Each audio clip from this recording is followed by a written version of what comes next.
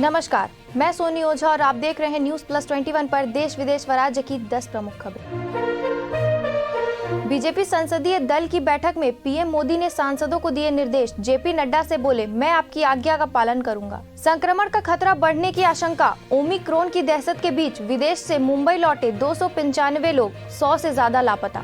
किसान नेता कक्का जी बोले, सरकार ने बात नहीं की तो संसद तक ट्रैक्टर मार्च होगा।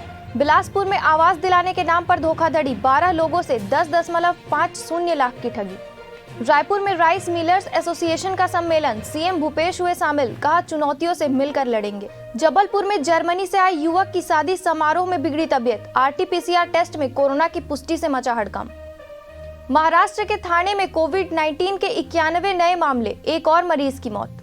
राहुल गांधी ने लोकसभा में सौंपी शहीद किसानों की लिस्ट, सरकार से कहा अब आपके पास है सूची, इन्हें दे मुआवजा और नौकरी। नागालैंड हत्याकांड पर सेना का एक्शन, कोर्ट ऑफ इंक्वायरी का गठन। ओमिक्रॉन के डर से चार्टर प्लान बुक कर विदेशों में बूस्टर शॉट लगवा रहे अमीर भारतीय। ऐसे ही देश विदेश व राज्य से अपडेट रहने के लिए हमारे चैनल को लाइक और सब्सक्राइब करना ना भूलें। नोटिफिकेशन के लिए बेल आइकन जरूर दबाएं।